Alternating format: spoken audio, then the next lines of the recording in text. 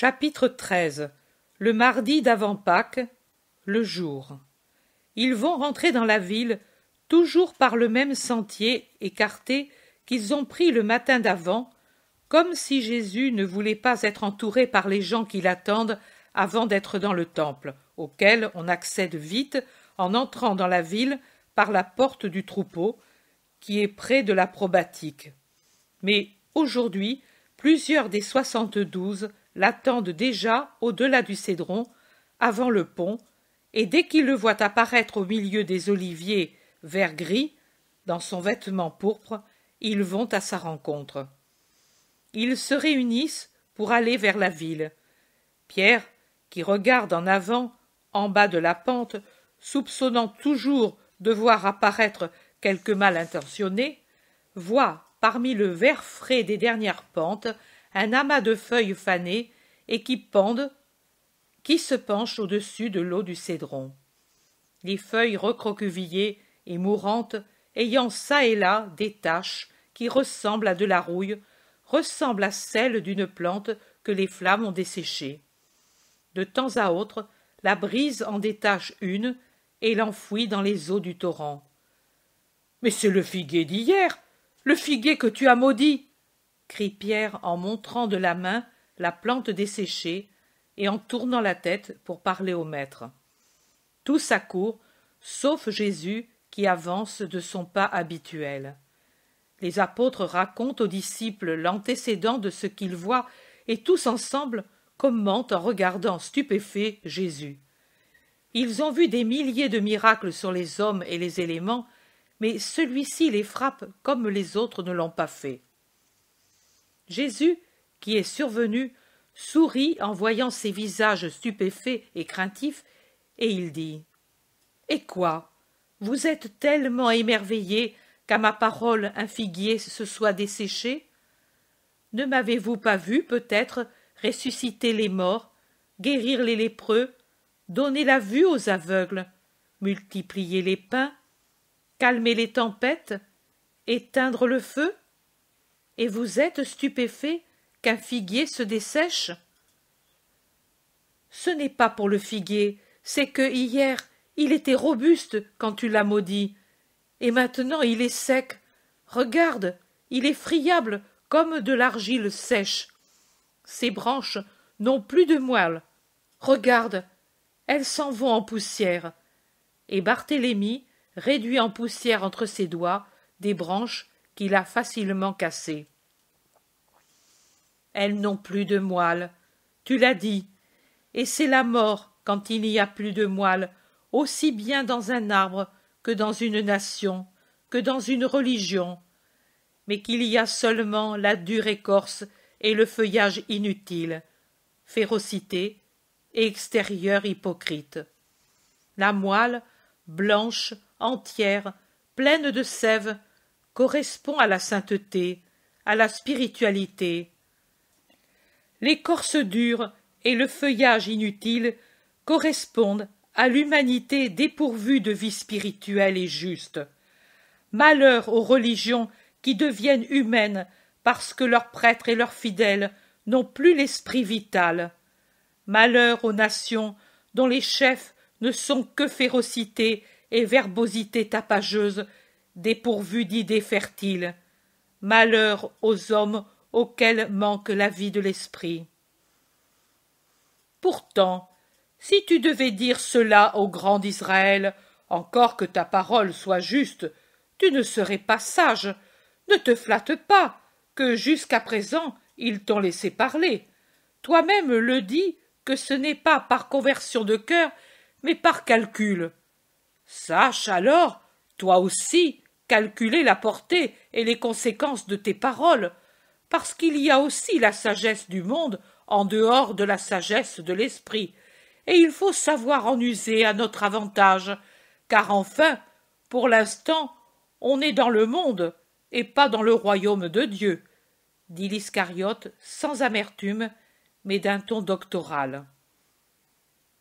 Le vrai sage, c'est celui qui sait voir les choses sans que les ombres de la propre sensualité et les réflexions du calcul les altèrent. je dirai toujours la vérité de ce que je vois. » Philippe demande: « Mais en somme, ce figuier est mort parce que tu as été, toi, à le maudire, ou bien c'est un pur hasard, un signe, je ne sais pas. » « C'est tout ce que tu dis, mais ce que j'ai fait, vous aussi, vous pourrez le faire si vous arrivez à avoir la foi parfaite. Ayez-la dans le Seigneur très haut, et quand vous l'aurez, en vérité je vous dis que vous pourrez cela, et encore davantage. En vérité je vous dis que si quelqu'un arrive à avoir la confiance parfaite dans la force de la prière et dans la bonté du Seigneur, il pourra dire à cette montagne: « Déplace-toi de là et jette-toi dans la mer. » Et si en le disant, il n'hésite pas en son cœur, mais croit que ce qu'il ordonne peut se réaliser, ce qu'il a dit se réalisera. L'Iscariote dit en hochant la tête: « Et nous semblerons des magiciens, et nous serons lapidés, comme il est dit, pour qui exerce la magie. Ce serait un miracle bien sot et à notre détriment. » Jude lui réplique: « Tu es sot, toi, qui ne comprends pas la parabole. » Jésus ne parle pas à Judas, il parle à tous. « Je vous dis, et c'est une ancienne leçon que je répète à cette heure, quelque chose que vous demandiez par la prière. Ayez la foi de l'obtenir, et vous l'aurez. Mais si avant de prier, vous avez quelque chose contre quelqu'un, pardonnez d'abord, et faites la paix, afin d'avoir pour ami votre Père qui est dans les cieux, qui vous pardonne tant et vous comble tant, du matin au soir et du couchant à l'aurore. » Ils entrent au temple, les soldats de l'Antonia les regardent passer. Ils vont adorer le Seigneur, puis reviennent dans la cour où les rabbis enseignent. Tout de suite vers Jésus, avant encore que les gens n'arrivent et ne se groupent autour de lui, s'approchent des Saphorim, des docteurs d'Israël et des Hérodiens, et, avec un respect menteur, après l'avoir salué, ils lui disent: « Maître, nous savons que tu es sage et véridique, et que tu enseignes la voie de Dieu sans tenir compte de rien ni de personne, excepté de la vérité et de la justice, et que tu te soucies peu du jugement des autres sur toi, mais seulement de conduire les hommes au bien. Dis-nous alors, est-il permis de payer le tribut à César, ou bien n'est-il pas licite de le faire? Que t'en semble-t-il? » Jésus les regarde de l'un de ses regards d'une pénétrante et solennelle perspicacité, et il répond: « Pourquoi me tentez-vous hypocritement? Et pourtant, quelqu'un de vous sait que l'on ne me trompe pas avec des honneurs hypocrites. Mais montrez-moi une pièce de monnaie de celles qui servent pour le tribut. » Il lui présente une pièce de monnaie. Il l'observe au recto et au verso, et, en la tenant appuyée sur la paume de sa main gauche, il la frappe de l'index de sa main droite en disant: « De qui est cette image, et que dit cette inscription? » « C'est la figure de César, et l'inscription porte son nom, le nom de Caius Tibère César, qui est maintenant empereur de Rome. »« Et alors, rendez à César ce qui appartient à César, et donnez à Dieu ce qui est à Dieu. » Et il leur tourne le dos, après avoir rendu la pièce à celui qui la lui avait donnée. Il écoute tel ou tel des nombreux pèlerins qui l'interrogent, réconforte, absout, guérit. Les heures passent. Il sort du temple pour aller peut-être hors de la porte pour prendre la nourriture que lui apportent les serviteurs de Lazare qui en ont été chargés. Quand il rentre au temple, c'est l'après-midi. Il est inlassable. Grâce et sagesse coule de ses mains posées sur les malades, de ses lèvres pour des conseils personnels donnés à ceux nombreux qui l'approchent. Il semble qu'il veuille tous les consoler, les guérir tous, avant de ne plus pouvoir le faire. C'est déjà le couchant, et les apôtres fatigués sont assis par terre sous le portique, abasourdis par ce mouvement continuel de la foule dans les cours du temple à l'approche de Pâques. À ce moment s'approchent de l'inlassable des riches, certainement des riches, à en juger par leurs vêtements somptueux.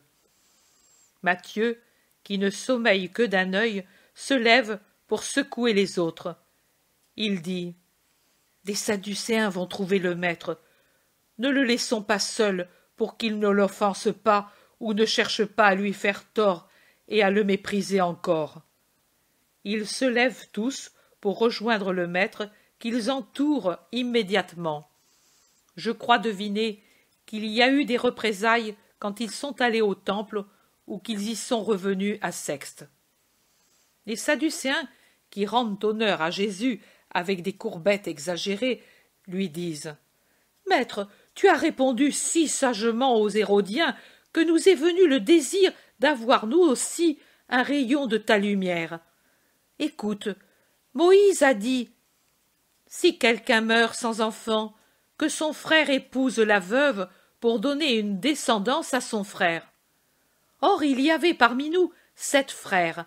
Le premier, après avoir épousé une jeune fille, mourut sans laisser de descendance, et ainsi il laissa sa femme à son frère. Le second mourut aussi sans laisser de descendance, et de même le troisième qui épousa la veuve des 2 qui l'avaient précédé. Et il en fut de même jusqu'au 7e. Finalement, après avoir épousé les 7 frères, la femme mourut. Dis-nous, à la résurrection des corps, s'il est assurément vrai que les hommes ressuscitent et que notre âme survit et s'unit de nouveau au corps au dernier jour, en reformant les vivants, lequel des 7 frères aura la femme, puisqu'ils l'ont eue tous les 7 sur la terre? Vous vous trompez. Vous ne savez comprendre ni les Écritures, ni la puissance de Dieu. Très différente de celle-ci sera l'autre vie, et dans le royaume éternel n'existeront pas comme dans celui-ci les nécessités de la chair, car en vérité, après le jugement final, la chair ressuscitera et se réunira à l'âme immortelle pour reformer un tout, vivant comme et mieux que n'est vivante maintenant ma personne et la vôtre. Mais elle ne sera plus sujette aux lois et surtout aux impulsions et aux abus qui existent maintenant. À la résurrection, les hommes et les femmes ne se marieront pas, mais ils seront semblables aux anges de Dieu dans le ciel qui ne se marient pas, tout en vivant dans l'amour parfait qui est divin et spirituel. Quant à la résurrection des morts, n'avez-vous pas lu comment du buisson Dieu a parlé à Moïse? Que dit alors le Très-Haut? Je suis le Dieu d'Abraham, le Dieu d'Isaac, le Dieu de Jacob. Il n'a pas dit j'ai été, pour faire comprendre qu'Abraham, Isaac et Jacob avaient existé, mais n'existaient plus. Il a dit je suis, parce qu'Abraham, Isaac et Jacob existent, immortels, comme tous les hommes dans leur partie immortelle, tant que les siècles dureront, et ensuite avec la chair ressuscitée pour l'éternité. Ils existent comme existe Moïse, les prophètes, les justes, comme malheureusement existe Caïn, et ils existent ceux du déluge, et les sodomites, et tous ceux qui sont morts en faute mortelle. Dieu n'est pas le Dieu des morts, mais des vivants. Est-ce que toi aussi tu mourras et ensuite seras vivant? Disent-ils pour le tenter. ils sont déjà là de leur douceur. Leur rancœur est telle qu'ils ne savent pas se contenir. Je suis le vivant, et ma chair ne connaîtra pas la décomposition. L'arche nous a été enlevée, et l'actuelle sera enlevée même comme symbole. Le tabernacle nous a été enlevé et sera détruit. Mais le vrai temple de Dieu ne pourra être enlevé ni détruit. Quand ses adversaires croiront l'avoir fait, alors ce sera le moment où il s'établira dans la véritable Jérusalem, dans toute sa gloire. Adieu. Et il se hâte vers la cour des Israélites, car les trompettes d'argent appellent au sacrifice du soir. Jésus me dit, comme je t'ai fait remarquer l'expression « à mon calice » dans la vision où la mère de Jean et de Jacques demande une place pour ses fils, je te dis de même de remarquer dans la vision d'hier le passage « Celui qui tombera contre cette pierre se fracassera ». Dans les traductions, on se sert toujours de « sur ». J'ai dit « contre » et non pas « sur ». Et c'est une prophétie contre les ennemis de mon Église. Ceux qui la contrecarrent en se jetant contre elle, parce qu'elle est la pierre angulaire, se trouvent fracassés. L'histoire de la terre, depuis 20 siècles, confirme ce que je dis. Les persécuteurs de l'Église se fracassent en se jetant contre la pierre angulaire. Cependant aussi, et qu'ils y pensent aussi ceux qui, parce qu'ils appartiennent à l'Église, se croient à l'abri des châtiments divins, celui sur qui tombera le poids de la condamnation du chef et époux, de cette épouse qui est la mienne, de ce corps mystique qui est le mien, celui-là sera écrasé.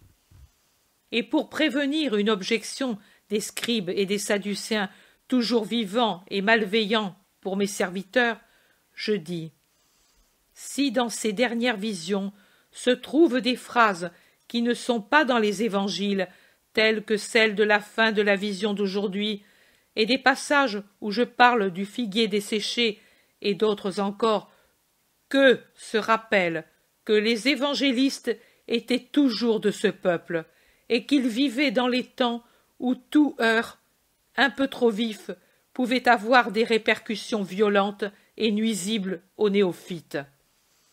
Qu'ils relisent les Actes des Apôtres, et ils verront qu'elle n'était pas paisible la fusion de tant de pensées différentes, et que, s'ils s'admiraient mutuellement, en reconnaissant leurs mérites réciproques, il ne manqua pas parmi eux des dissentiments, parce que les pensées des hommes sont variées et toujours imparfaites.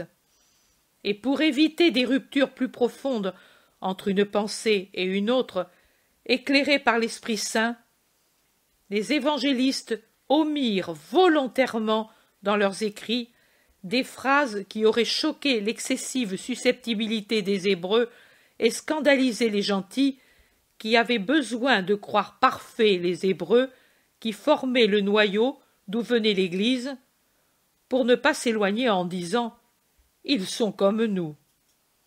Connaître les persécutions du Christ, oui, mais les maladies spirituelles du peuple d'Israël désormais corrompu, surtout dans les classes les plus élevées, non, ce n'était pas bien, et ils les voilèrent le plus qu'ils purent. Qu'ils observent comment les évangiles deviennent de plus en plus explicites, jusqu'au limpide évangile de mon Jean, à mesure qu'ils étaient écrits à une époque plus éloignée de mon ascension vers mon Père. Jean est le seul à rapporter entièrement même les tâches les plus douloureuses du noyau apostolique en nommant ouvertement Judas voleur, et il rappelle intégralement les bassesses des Juifs. Chapitre 6. La volonté feinte de me faire roi, les disputes au temple, l'abandon d'un grand nombre après le discours sur le pain du ciel, l'incrédulité de Thomas. dernier survivant, ayant vécu assez pour voir l'Église déjà forte, il lève les voiles que les autres n'avaient pas osé lever. Mais maintenant, l'Esprit de Dieu veut que l'on connaisse même ces paroles et qu'ils en bénissent le Seigneur, car ce sont autant de lumière et autant d'indications pour les justes de cœur.